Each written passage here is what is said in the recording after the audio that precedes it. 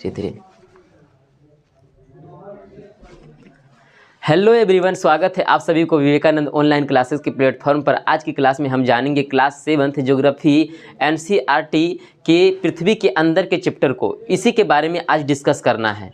आज इन सब के बारे में जानना है कि जिस ग्रह पर हम लोग रहते हैं इनके अंदर क्या है, जिस ग्रह पर हम लोग पृथ्वी पर रहते हैं तो इनके अंदर क्या है, इन सभी के बारे में जानेंगे। जो एनसीईआरटी टॉपिक का है ये पहला चैप्टर का है। कौन सा चैप्टर है? ये प्रथम चैप्टर का है। ठीक है, क्लास 7th के ये प्रथम चैप्टर का है। इसके बारे में हम जानेंगे। ठीक है, तो आइए समझते हैं। सभी इस क्लास को शुरू करने से पहले हमेशा की तरह आज भी पहले एक मोटिवेशन टॉक से शुरू करते हैं। ठीक है, आइए समझते हैं। कहा गया है श्री कृष्ण के द्वारा, इनके द्वारा कहा गया है कि इनके द्वारा ये बोला गया है कि श्री कृष्ण सभी को पता होगा ना, इनके द्वारा इन्होंने भगवत गीता के बारे में भी रचना किए थे। इन्हीं के द्वारा फिर कहा गया था कि बेहतर से बेहतर की तलाश करो। किनकी तलाश करो? बेहतर से बेहतर की तलाश करो। और मिल जाए नदी तो समंदर की तलाश करो। किसकी तलाश करो? समंदर की तलाश करो। और टूट जाता है शीशा हर पत्थर की चोट से। सोच लीजिए, बेहतर से बेहतर की तलाश कीजिए। और यदि नदी मिलती है तो बहुत बड़ा समंदर की तलाश कीजिए। और टूट जाता है शीशा पत्थर की चोट से। एक पत्थर लगती है तो शीशा चूर चूर हो जाती है, टूट जाती है। और टूट जाए पत्थर, ऐसे शीशा की तलाश करो। जरा सोचिए, ऐसे शीशा को ढूंढिए जो पत्थर को तोड़ दे। ऐसा आप लोग को बनना पड़ेगा। ठीक है, आप लोग इस क्लास में ऊर्जावान के साथ रहिए, ऊर्जावान के साथ पढ़िए ताकि आनंद आए, क्लास को पढ़ने में आनंद आए। तो आइए टॉपिक के बारे में अब समझते हैं, सीधे समझते हैं। पहला टॉपिक है, इसमें से हमारी पृथ्वी के अंदर है ना, ये आती है, पहला टॉपिक से ही आती है। ठीक है, आगे समझते हैं। इसमें से हमारी पृथ्वी के अंदर ये चैप्टर है। ठीक है, इसमें से समझेंगे कि ये हमारे ब्रह्मांड है। ये क्या है? ये हमारे ब्रह्मांड है ये सब। ठीक है, इस ब्रह्मांड के अंतर्गत अनेकों गोला है, लेकिन उन सभी गोला में से ये क्या है? ये सौर मंडल है। क्या है ये? सौर मंडल है ना।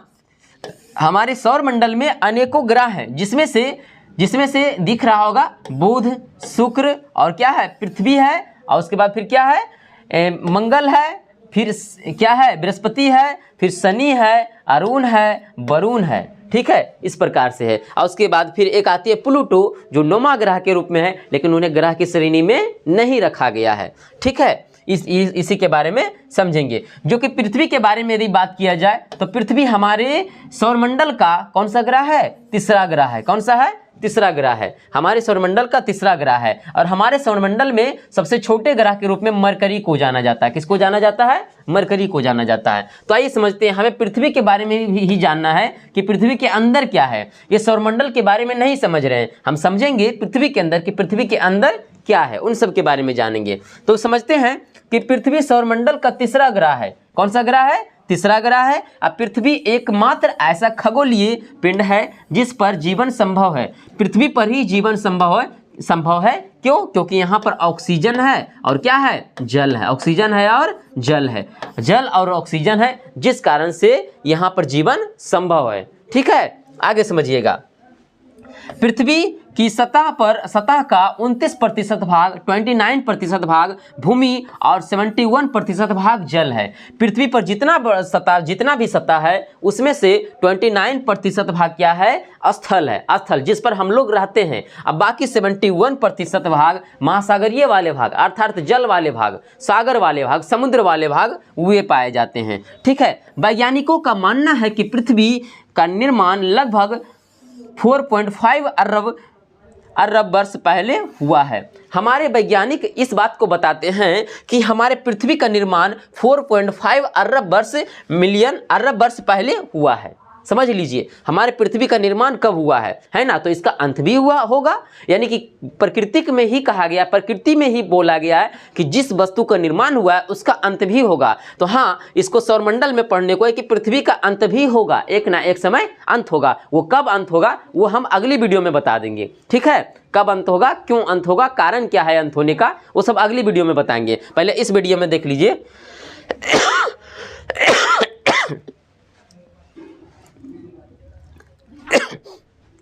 कि हमारे पृथ्वी के अंदर क्या है। ठीक है, तो देखिए पृथ्वी का निर्माण कब हुआ, पृथ्वी का निर्माण कब हुआ, तो आप ही सोचिए कब हुआ, 4.5 अरब वर्ष पहले। ठीक है, आइए आगे समझते हैं।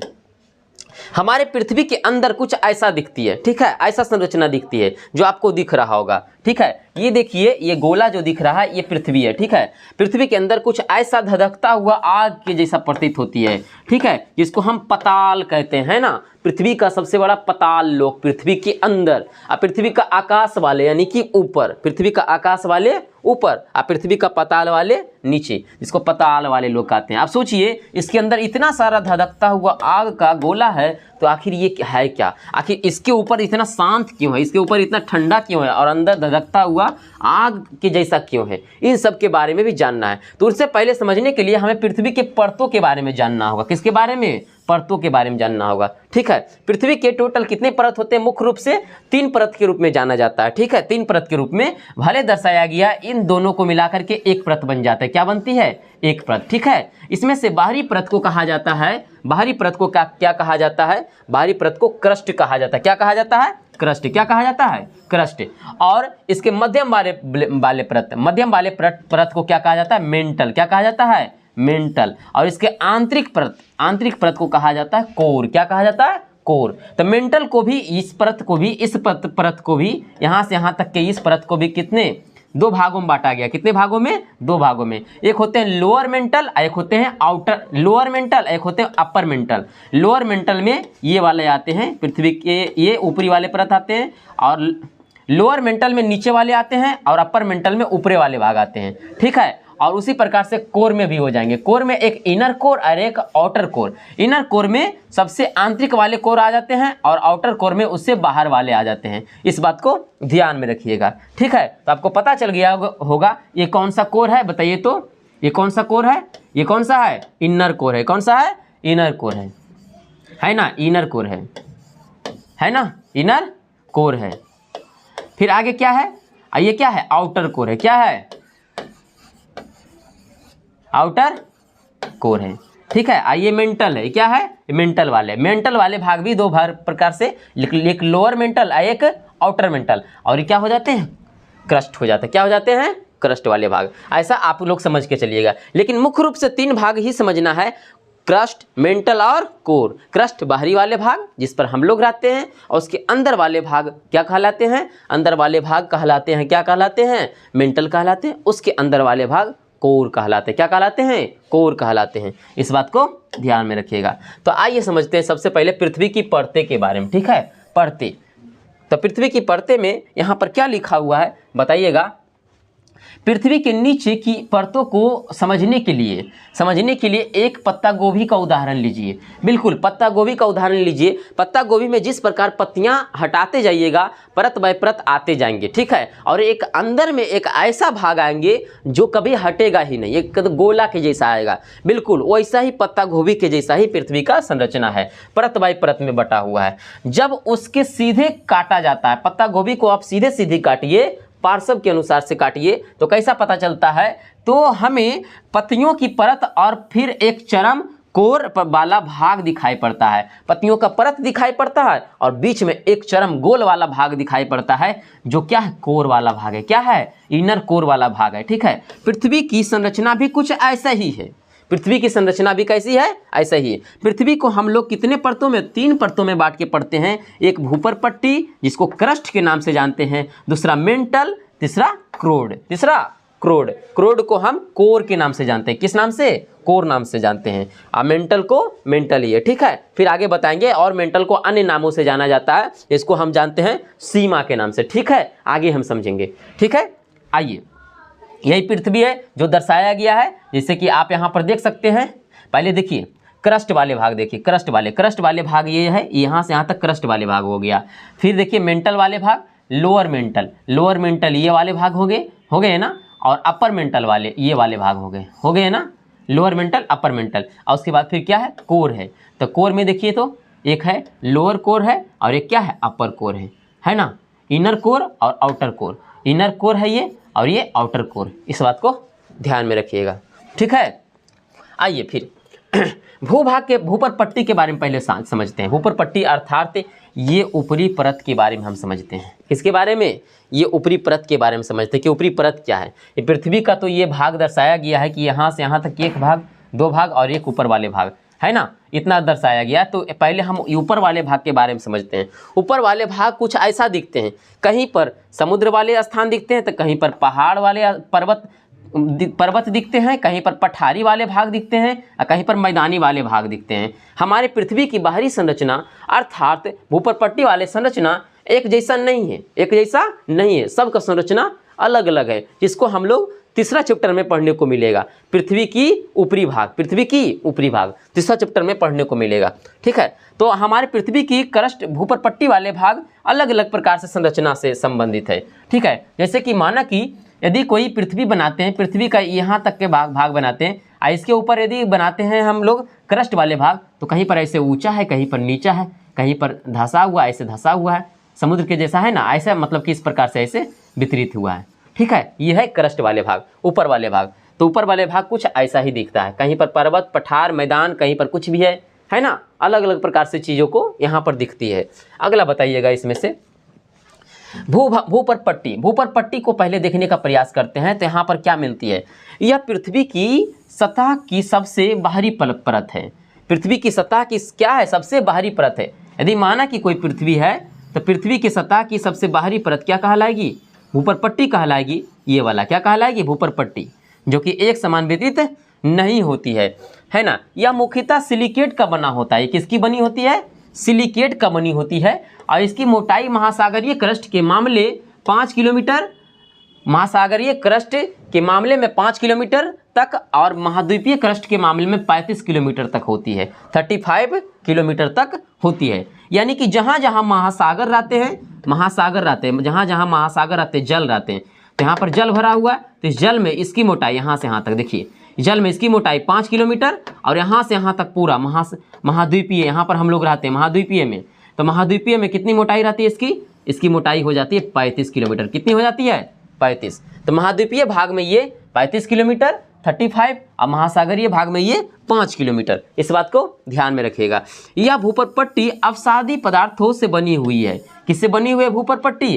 अवसादी पदार्थों से। अवसाद क्या है? जो पृथ्वी के ऊपर जमा हुए अवसाद है, वही अवसादी पदार्थ है। ठीक है, उन्हीं से पृथ्वी के ऊपर जमा हुए कचड़े, मलबे, ये सब है, वही सब अवसाद के रूप में है, उन्हीं से मिलकर के ये बना हुआ है। ठीक है, इसके नीचे क्रिस्टलीय अग्नि और कार्यांतरित चट्टानें हैं जो अम्लीय प्रकृति की है। पृथ्वी के नीचे क्या है? पृथ्वी के नीचे क्या है? इसमें क्रिस्टलीय है, अम्लीय है और कार्यांतरित चट्टानें हैं जो अम्लीय प्रकृति के है। ठीक है, इस बात को ध्यान में रखिएगा। फिर है महासागरीय भूपर पट्टी क्षेत्र का कवर करते हैं, जो कि क्रिस्टलीय चट्टानें जो है, जो क्या करते हैं? कवर करते हैं। किसको? महाद्वीपीय भूपर पट्टी क्षेत्रों को। यानी कि जो भी महाद्वीपीय भूपर पट्टी क्षेत्र आते हैं ऊपर की ओर, उसको क्या करते हैं? ऊपर से कवर करते हैं, यानी कि कवर करके रखते हैं। फिर आगे, और हल्के सिलिकेट के बने होते हैं। आपको पहले ही बताए थे कि किसके बने होते हैं? सिलिकेट के बने होते हैं। फिर आगे देखिए, जो सिलिका एवं एल्युमिनियम का मिश्रण है। किसका मिश्रण है? सिलिका और एल्युमिनियम, क्योंकि सिलिका और एल्युमिनियम का मिश्रण है ये ऊपर वाले भाग। ठीक है, क्रस्ट वाले भाग, जिस कारण से हम लोग इसको किस नाम से जानते हैं? सियाल के नाम से जानते हैं। ठीक है, इतना ध्यान में रखिएगा। इसको किस नाम से जानते हैं? सियाल के नाम से जानते हैं। ठीक है, जिस कारण से इसे सियाल के नाम से भी जाना जाता है। ठीक है, अगला बताइएगा। अगला बताइएगा, यहाँ पर देखिएगा कि नोट में यहाँ कुछ लिखा है कि दूसरी ओर महासागरीय क्रस्ट और भारी होती है और सिलिकेट, क्योंकि सिलिकेट इसमें होती है। क्यों? क्या पाया जाता है? सिलिकेट के कारण। और अर्थात सिलिका और एल्युमिनियम दोनों मिला रहता है, इसीलिए सियाल से बना होता है। किससे बना होता है? सियाल से। तो आप ध्यान में रखिएगा, महासागरीय क्रस्ट हो या फिर महासागरीय क्रस्ट हो या फिर महाद्वीपीय भाग हो। ठीक है, महासागरीय क्रस्ट या महाद्वीपीय क्रस्ट हो, दोनों सियाल से ही मिलकर बने होते हैं। लेकिन सबसे भारी कौन होते हैं? सबसे भारी होते हैं महासागरीय। कौन होते हैं? महासागरीय क्रस्ट सबसे भारी होते हैं और महाद्वीपीय कम भारी होते हैं। ठीक है, इस बात को ध्यान में रखिएगा। पृथ्वी के अंदर लगभग 1% भाग भूपर पट्टी के नीचे पाया जाता है। हमारे पृथ्वी के अंदर हमारे पृथ्वी के अंदर जो भूपत पट्टी का क्षेत्र है मात्र 1% में ये पाए जाते हैं, लेकिन इसके आंतरिक क्षेत्र रहते हैं, आंतरिक क्षेत्र बाकी सभी 99% में रहते हैं। इतना ध्यान में रखिएगा, ठीक है। हमारे पृथ्वी के ऊपरी भाग क्रस्ट 1% में है, बाकी सोच लीजिए कि पृथ्वी का 1% पर हम लोग ये क्रस्ट के रूप में रह रहे हैं, ठीक है। क्रस्ट के रूप में उसी 1% में महासागरीय परत भी है, क्रस्ट भी है, और क्या है, महाद्वीपीय क्रस्ट भी है, दोनों है, ठीक है, दोनों है। इस बात को ध्यान में रखिएगा। दुनिया के सबसे गहरी खान दक्षिण अफ्रीका के जोहान्सबर्ग के पास मपोनेंग गोल्ड माइंस है ना, गहरी खान है, जो कहाँ, महाद्वीप पर स्थित है। कहाँ है, महाद्वीप पर है, जोहान्सबर्ग में है, जो लगभग 4 किलोमीटर तक गहरा है।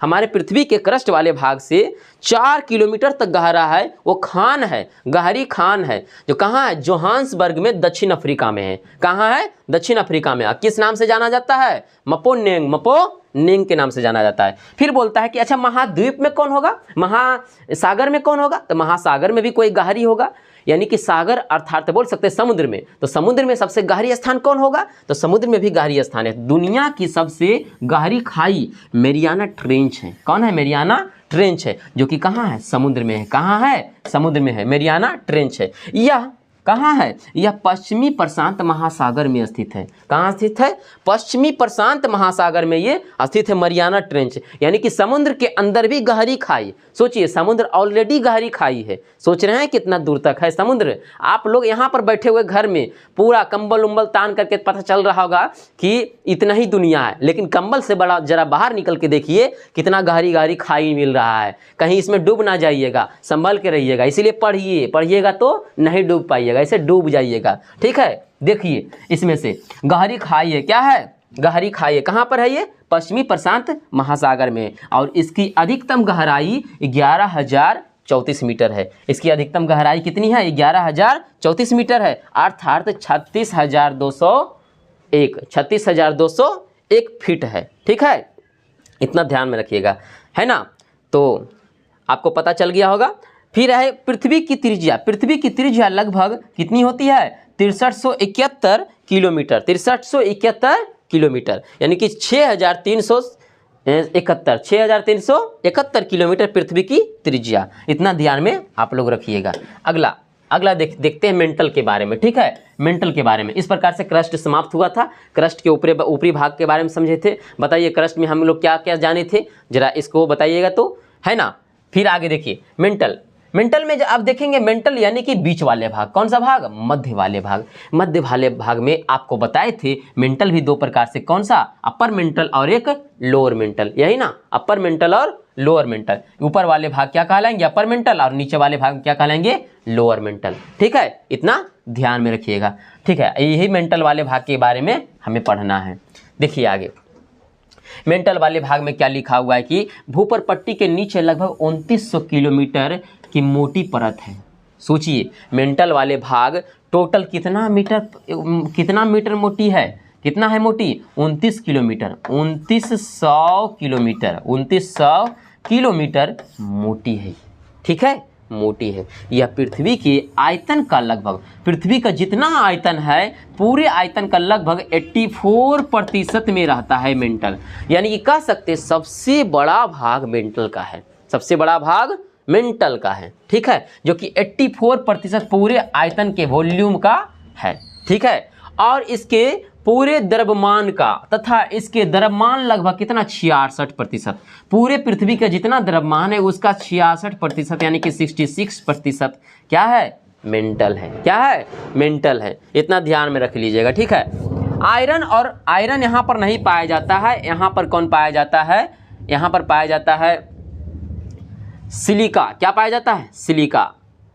यहाँ पर सिलिका और मैग्नीशियम, सिलिका और मैग्नीशियम, यानी कि सिलिका और मैग्नीशियम यहाँ पर पाए जाते हैं भरपूर मात्रा में। मेंटल में क्या पाए जाते हैं, सबसे ज़्यादा अधिक मात्रा में क्या, सिलिका और मैग्नीशियम पाए जाते हैं। और भी अन्य पाए जाते हैं, लेकिन सिलिका और मैग्नीशियम सबसे अधिक रहते हैं, जिस कारण से इसी नाम पर इसको दिया गया है, जिस कारण से इसे सीमा के नाम से भी जाना जाता है। सिलिका और मैग्नीशियम पाए जाने के कारण किस नाम से जाना जाता है, सीमा के नाम से जाना जाता है। ठीक है, ध्यान में रखिएगा। फिर जैसे जैसे यह अपने केंद्र की ओर बढ़ता है, जैसे जैसे ये अपने केंद्र की ओर बढ़ता है तो तापमान भी बढ़ते चलती है। बताइए, अंदर जाएंगे तो तापमान तो बढ़ेगी, है ना, तापमान बढ़ेगी, और बाहर आएंगे तो तापमान कम घटेगी। तो इसका तापमान कितना होता है, तो 2000 डिग्री सेल्सियस से कितनी होती है, 40,000, यानी 2000 डिग्री सेल्सियस से 40,000 डिग्री सेल्सियस तक बढ़ता जाता है। तापमान कितनी बढ़ती है, 2000 डिग्री सेल्सियस से 40,000 डिग्री सेल्सियस तक बढ़ती है। ध्यान में रखिएगा।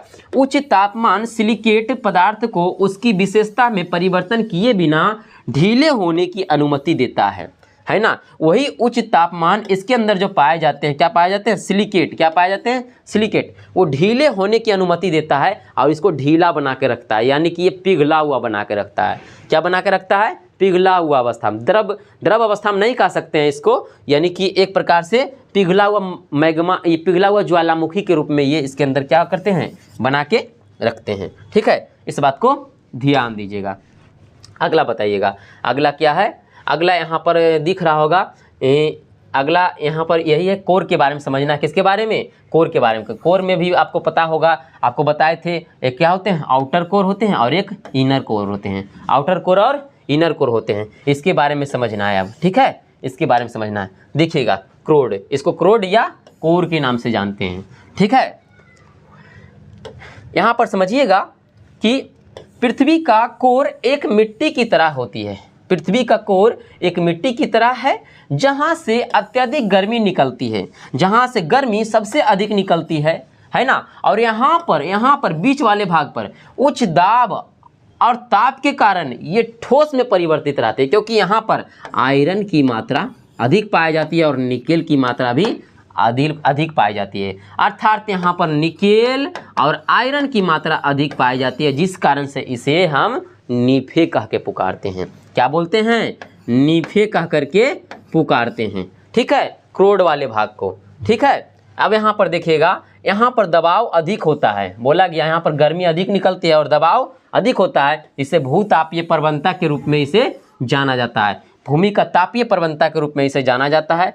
कोर लोहे और निकेल से बना होता है। किससे बना होता है, लोहा और निकेल से बना होता है, जिस कारण से इसे क्या कहते हैं, नीफे के नाम से जाना जाता है, जो अभी बताएं। ठीक है, कोर के दो भाग होते हैं। कितने भाग होते हैं, दो भाग। एक होते हैं बाहरी कोर, जो एक तरल भाग होता है, जो काफ़ी लचीला होता है। इस तरल भाग को मंथन के पृथ्वी के चुंबकीय क्षेत्र की ओर बनता है और उसे बनाए रखता है। दूसरी ओर आंतरिक कोर अत्यधिक गर्म होती है और लोहे का एक घना गोला होता है। इस क्षेत्र के अंदर एक घनत्व दबाव लोहे को पिघलने से रुकता है, यानी कि बीच अंदर वाले के भाग बारे में कहा गया है कि इसमें घनत्व अधिक होता है। घनत्व अधिक होने के कारण लोहे का दबाव बना रखता है, जिस कारण से ये ठोस रूप में रहते हैं। ठीक है, दबाव के कारण ठोस रूप में रहते हैं और बाहर वाले भाग हल्का सा पिघले हुए रहते हैं। ठीक है, हल्का सा लचीले होते हैं। कैसा होते हैं, लचीला होता है। ठीक है, और ये मंथन करते रहते हैं। बाहर वाला भाग क्या करते हैं, मंथन करते रहते हैं, यानी कि घूमते रहते हैं अपने आप में। ठीक है, ये बीच वाले भाग है, या और एक बाहर वाले भाग क्या होते हैं, घूमते रहते हैं अपने आप में। ठीक है, इधर उधर मंथन करते रहते हैं, जिस कारण से क्या उत्पन्न करते हैं, चुंबकीय क्षेत्र। क्या उत्पन्न करते हैं, चुंबकीय क्षेत्र उत्पन्न करते हैं। जब घूमता है तो चुंबकीय क्षेत्र उत्पन्न करते हैं। ठीक है, आगे देखिएगा, क्योंकि उसमें आयरन की मात्रा है। अब समझेंगे चट्टान या सैल, इसको रॉक कहते हैं। ठीक है, चट्टान सैल के बारे में जानेंगे कि ये क्या है। इसमें समझना है कि हमारे पृथ्वी पर कई अलग अलग प्रकार के चट्टाने पाए जाते हैं, जो कि दिख रहा होगा आप लोग को। यहाँ पर अग्नेय चट्टान, क्या हो गए हैं, ये हो गए हैं अवसादी चट्टान, और ये हो गए हैं रूपांतरित चट्टान या कार्यांतरित चट्टान। ठीक है, अलग अलग प्रकार से अग्नेय चट्टान, और कौन हो गए हैं, ये अवसादी चट्टान, ये रूपांतरित या कार्यांतरित चट्टान। ठीक है, अग्नेय चट्टान का निर्माण कैसे हुआ है, हमारे पृथ्वी के अंदर से निकलने वाले मैग्मा से। इससे मैग्मा से को ठंडा होने से, हमारे पृथ्वी के बाहर से अंदर से निकले मैग्मा वो ठंडा होकर के किसका निर्माण किए, अग्नि चट्टान का निर्माण किए। ठीक है। और अवसादी चट्टान का निर्माण हुए किससे? नदियों से बहा कर लाए जाने वाले अवक्षेपों से। अवक्षेपों से, मलबे से, नदियों के द्वारा बहा कर लाए जाने वाला एक परत के रूप में जमा करते गया, जिस कारण से अवसादी चट्टान का निर्माण हुआ। और रूपांतरित चट्टान का निर्माण कैसे हुआ? जब इसी वाले नीचे वाले चट्टान पर दबाव अधिक पड़ा तो उनका रूपांतरण हो गया, यानी कि वो ठोस हो गए दबाव पड़ने के कारण। इसमें भी नीचे वाले भाग पर दबाव पड़ा तो वो ठोस हो गए, समझे, जिस कारण से वो अत्यधिक कठोर हुए, समझे। इसको रूपांतरित चट्टान या कार्यांतरित चट्टान के रूप में जानेंगे।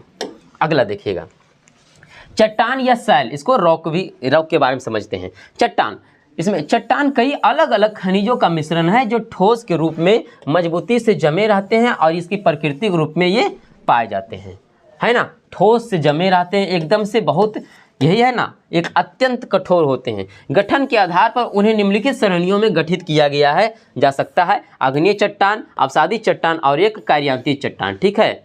इस बात को ध्यान में रखिएगा। कार्यांतित चट्टान को ही रूपांतरित चट्टान के नाम से जाना जाता है। अग्नि चट्टान देखिएगा, अग्नि चट्टान यह लावा और मैग्मा को जमने से निर्मित होते हैं। मैग्मा मेंटल या क्रस्ट में पाई जाती है, जो चट्टान में पिघले हुए रूपों में प्राप्त होता है। यानी कि मैग्मा जब पृथ्वी के अंदर से बाहर निकलता है तो उससे जो चट्टान बनता है वही क्या कहलाता है? अग्नि चट्टान कहलाता है, ठीक है। यह मुख्यतः दो प्रकार के होते हैं: अंतर्वेधी तल या वितलीय चट्टानें।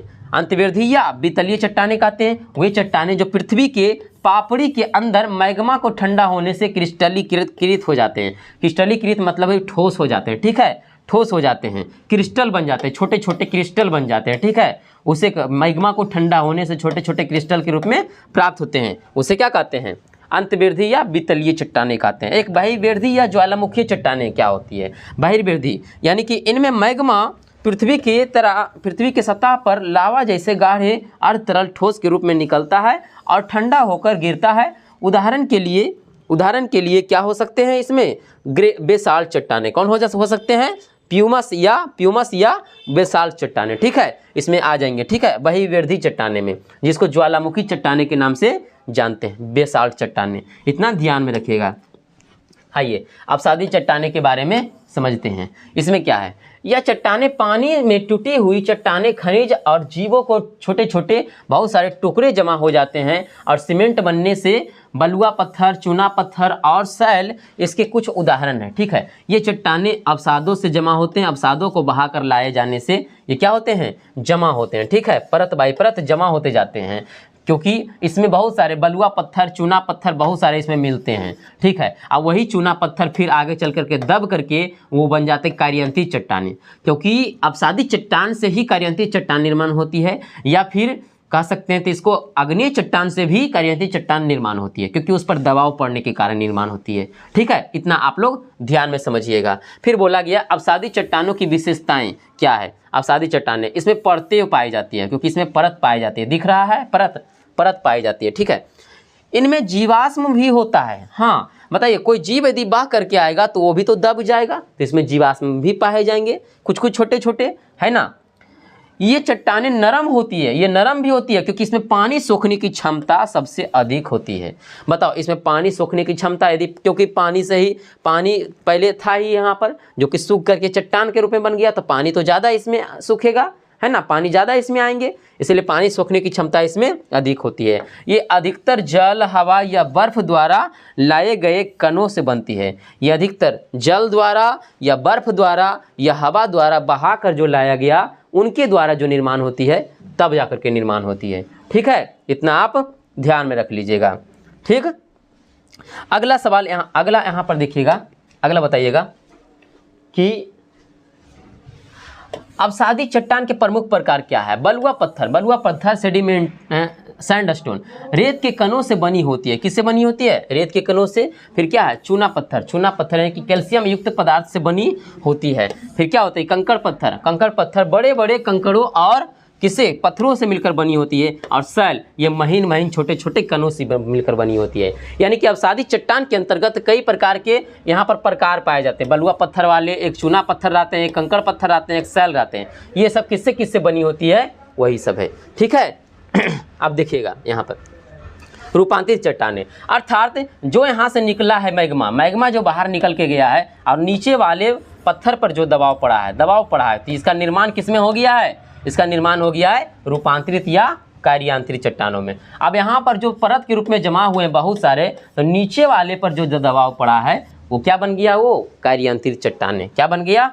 कार्यांतरित चट्टानें। ठीक है, अब देखिएगा कार्यांतरित चट्टानें के बारे में कि जब अवसादी चट्टानें या अग्नेय चट्टानें उच्च दाब और तापमान की स्थिति में आती है तो उनके भौतिक गुण और रासायनिक गुण बदल जाती है। इस घटना के कारण क्या होते हैं? कार्यांतरित चट्टानें निर्माण होते हैं, जैसे क्वार्टाइज, संगमरमर इत्यादि इसके उदाहरण हैं। चूना पत्थर का रूपांतरण किस में हो जाता है? संगमरमर में।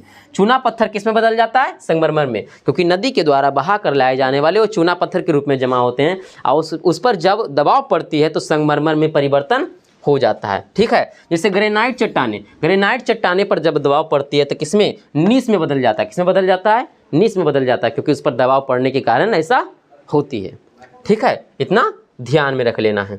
अगला बताइए, खनिज क्या है? खनिज यानी कि मिनरल्स। खनिज की प्राकृतिक रूप में पाए जाने वाले तत्व या यौगिक होते हैं जिनके कुछ भौतिक गुण और निश्चित रासायनिक संरचना होती है। खनिज के हमारे लिए अत्यंत उपयोगी होती है। इनका उपयोग कई रूपों में किया जा सकता है ना। खनिज यानी कि चट्टानों के द्वारा जो हमें प्राप्त होते हैं, जो हमारे लिए ज़रूरी है, आवश्यक है, वही तो खनिज है। हम चट्टानों से लोहा, सोना, तांबा इत्यादि ये सब निकालते रहते हैं, तो ये सब क्या बन गया? हमारे लिए खनिज हो गया, है ना, खनिज हो गया। तो जैसे अनेकों रूप में हमें प्राप्त होते हैं, इसको क्या क्या प्राप्त होते हैं? जैसे क्या ईंधन के रूप में हमें जलाने के लिए कोयला मिलता है। क्या मिलता है? कोयला, क्योंकि चट्टानों से ही तो प्राप्त करते हैं। फिर आगे प्राकृतिक गैस, है ना, ये सब मिलते हैं। पेट्रोलियम, उद्यमी उद्योगों के लिए लोहा, एल्युमिनियम, सोना, यूरेनियम के रूप में प्रयोग होते हैं। बहुत सारे वस्तुएं बनाने के लिए प्रयोग किया जाता है, वो सब खनिज है। ठीक है, इनका उपयोग उर्वरकों और खनिजों के लिए क्या कच्चे माल के रूप में भी किया जा सकता है। अलग अलग प्रकार से इससे किया जा सकता है। अगला देखिएगा, खनिजों का वर्गीकरण किया गया दो प्रकार से, एक आधात्विक खनिज, दूसरा धात्विक खनिज। ठीक है, एक धात्विक खनिज, दूसरा अधात्विक खनिज। धात्विक खनिज के बारे में बोला गया कि लौहयुक्त खनिज और अलौहयुक्त खनिज। लौहयुक्त खनिज में लोहा, निकेल, मैग्नीज, कोबाल्ट इत्यादि आ जाएंगे। ठीक है, लौहयुक्त खनिज में क्या आ जाएंगे? जिसमें लोहा की मात्रा पाया जाता है। अलौहयुक्त में जिसमें लोहा की मात्रा नहीं पाया जाता है। और आधात्विक खनिज में क्या समझेंगे? आधात्विक खनिज में यही समझेंगे कि जिसमें कार्बन की मात्रा कार्बनिक, इसमें क्योंकि आधात्विक खनिज में कार्बनिक यौगिक आएंगे। क्या आएंगे? कार्बनिक। इसमें कार्बनिक ईंधन, खनिज, कोयला, पेट्रोलियम इत्यादि आ जाएंगे और ये कार्बनिक खनिज हो जाएंगे। ठीक है, कार्बनिक खनिज में, आधात्विक खनिज में क्या हो जाएंगे? यानी कि एक कार्बनिक ईंधन या अकार्बनिक यौगिक, दूसरा अकार्बनिक में आ जाएंगे। एक अभ्रक और ग्रेफाइड, अभ्रक जिसमें कार्बन की मात्रा नहीं हो, ये सब क्या हो जाएंगे? अकार्बनिक में। यानी कि एक कार्बनिक और दूसरा अकार्बनिक, दो रूपों में। ठीक है, फिर आगे देखिएगा, खनिजों का वर्गीकरण, क्लासिफिकेशन ऑफ मिनरल्स, इसको समझते हैं। खनिजों का अनेकों रासायनिक संगठनों, भौतिक गुणों के आधार पर मुख्यतः दो वर्गों में वर्गीकृत किया गया है। पहला धात्विक खनिज, दूसरा कौन सा? आधात्विक खनिज। धात्विक खनिज और दूसरा आधात्विक खनिज। धात्विक खनिज के बारे में समझेंगे कि वे खनिज, ये खनिज वे होते हैं जिनसे धातुएं प्राप्त होते हैं। क्या प्राप्त करते हैं? धातुएं, जैसे लोहा, बॉक्साइड, क्रोमाइट और क्या, ये सब प्राप्त किया जाता है। ठीक है, ये सब धातुएं, सोना वगैरह, तांबा वगैरह, ये सब प्राप्त करते हैं। ठीक है, धात्विक खनिज इसी रूप में प्राप्त होते हैं, जैसा आपको दिख रहा होगा। ठीक है, ऐसा ही प्राप्त होते हैं। ठीक है, बॉक्साइड मतलब एल्युमिनियम का रूप। किसका रूप? ये एल्युमिनियम है। ये सब प्राप्त होते हैं धात्विक खनिज के रूप में। ठीक है, वो सब प्राप्त करते हैं।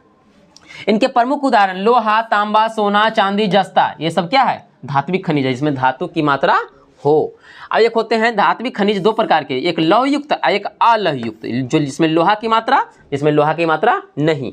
तो लोहा की मात्रा वाले देखना। इसमें लोहा के प्रमुख तत्व होते हैं, उदाहरण के लिए लौह अयस्क, मैग्नीज, क्रोमाइट इत्यादि पाए जाते हैं। ठीक है, अलौहयुक्त खनिज में देखते हैं कि जिसमें लोहा नहीं होता है, उदाहरण के लिए तांबा, बॉक्साइट, जस्ता, सीसा, है ना, ये सब में लोहा की मात्रा नहीं होते हैं। ठीक है, इसको अलौहयुक्त खनिज कहते हैं।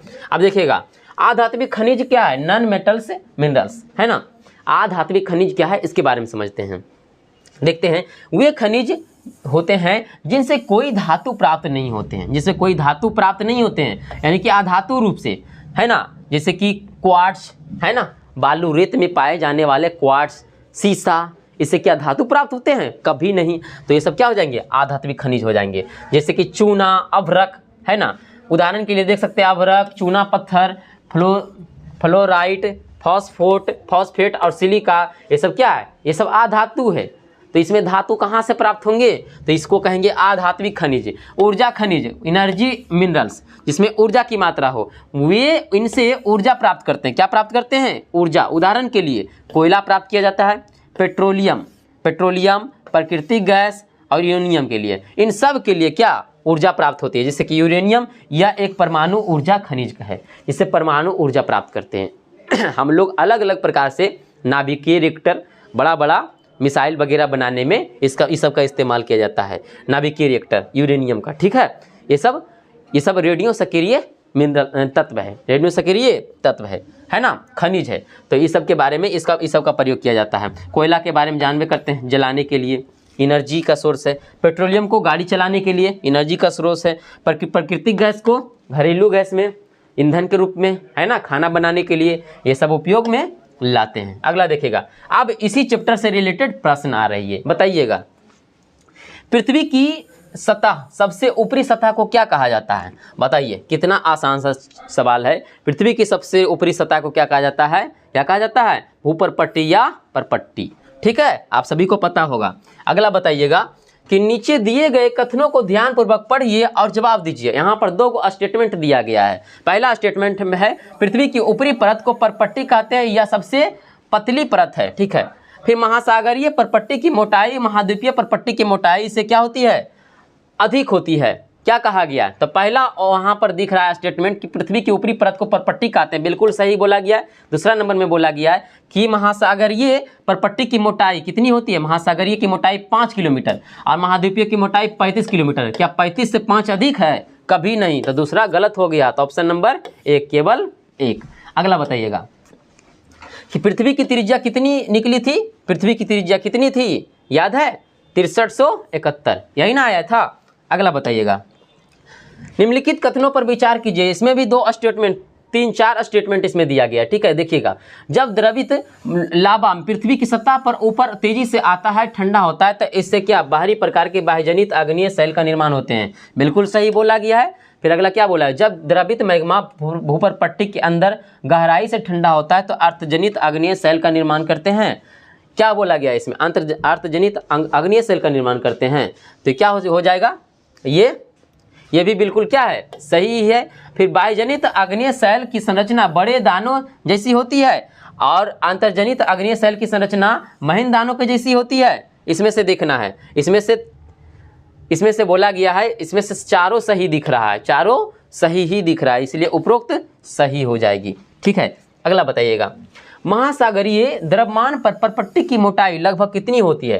तो महाद्वीपीय है, महाद्वीपीय द्रव्यमान पर परपट्टी की मोटाई कितनी होती है? ये होती है महाद्वीपीय पर 35 किलोमीटर। कितनी होती है? 35 किलोमीटर पर। और 5 किलोमीटर होती है किस पर होती है? महासागरीय पर होती है, ठीक है, ध्यान में रखिएगा इसको। अगला बताइएगा, निम्नलिखित में से कौन सी अवसादी चट्टान शैलों की विशेषता है? बताइएगा। अवसादी शैलों की निर्माण विभिन्न प्रकार से अवसादों के निक्षेपण के द्वारा होता है, विभिन्न प्रकार के अवसादों के निक्षेपण के द्वारा होता है। इन शैलों को जीवाश्म होने की कोई संभावना नहीं होती है। ये शैलों की अपेक्षाकृत कम कठोर होती है। इसको बताइएगा, ठीक है। अवसादी शैलों का निर्माण विभिन्न प्रकार के अवसादों के द्वारा होती है। हाँ, बिल्कुल सही बोला गया। इन शैलों में जीवाश्म की कोई संभावना नहीं होती, गलत है। जीवाश्म पाया जाता है अवसादी चट्टान में। यह अपेक्षाकृत कम कठोर होती है। हाँ, कम ही होती है क्योंकि ये थोड़ा सा नरम भी होते हैं, इसमें पानी सोखने की क्षमता होती है। तो ऑप्शन नंबर क्या हो जाएंगे? 1 और 3। 1 और 3, 1 और 3 कहाँ दिख रही है? सी नंबर में, ठीक है।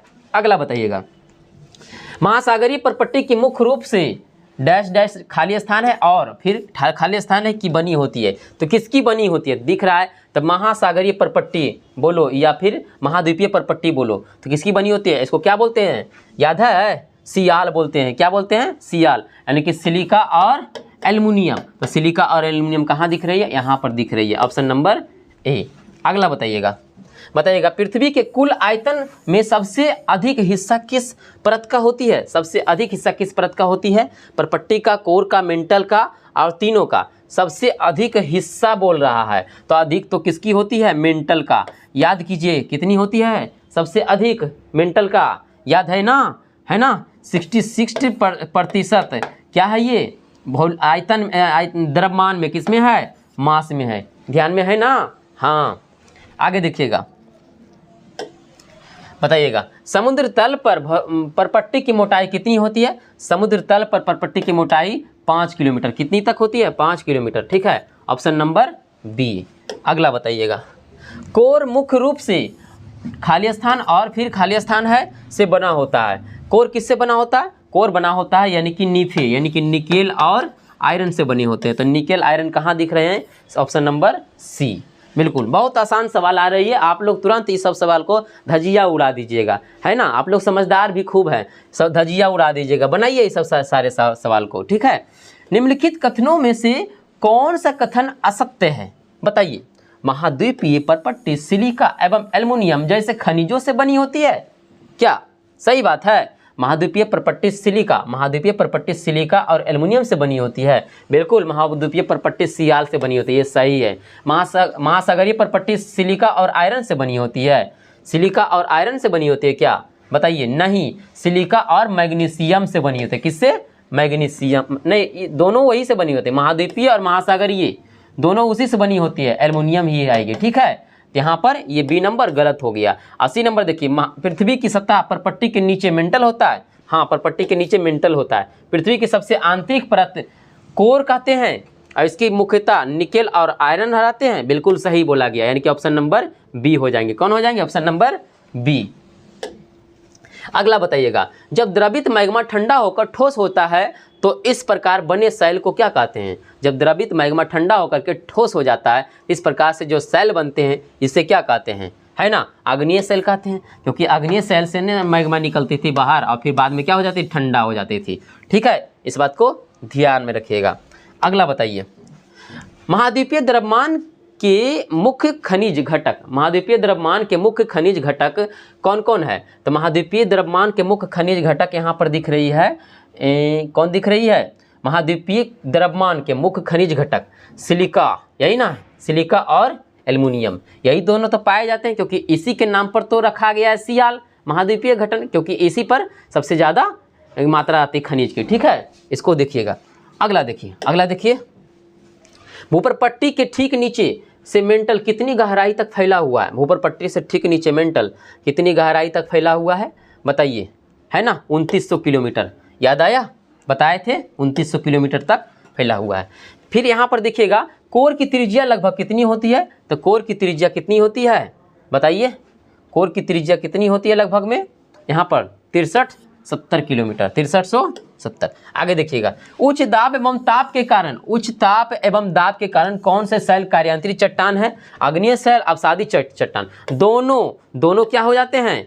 दोनों क्या हो जाते हैं इसमें? दोनों शैलें, क्योंकि अग्नेय चट्टान और अवसादी चट्टान में बहा कर लाया जाता है। अग्नेय चट्टान में जो निकलते हैं मैग्मा, इससे जो निर्माण होते हैं, नीचे जो दबाव पड़ता है वही तो कार्यांतिक चट्टान है। इसमें भी नीचे दबाव पड़ता है तो कार्यांतिक चट्टान है। ठीक है, इसका दबाव पड़ता है। ठीक है, कार्यांतिक चट्टानें बनती हैं। इस प्रकार से पूरा ये सवाल समाप्त हुआ। ठीक है, तो आप लोग को ये चैप्टर बिल्कुल अच्छी तरह से समझ में आया होगा। इसी प्रकार हम अलग अलग प्रकार के चैप्टर लाते रहेंगे। इसके बाद फिर अगला चैप्टर लाएंगे, हर एक टॉपिक पर चैप्टर लाएंगे और उसके बारे में बताएंगे। ठीक है, आप लोग इस वीडियो में बने रहिएगा और चैनल को सब्सक्राइब करें, लाइक करें, शेयर करें, ताकि और भी लोगों को फ़ायदा हो। ठीक है, बहुत बहुत धन्यवाद।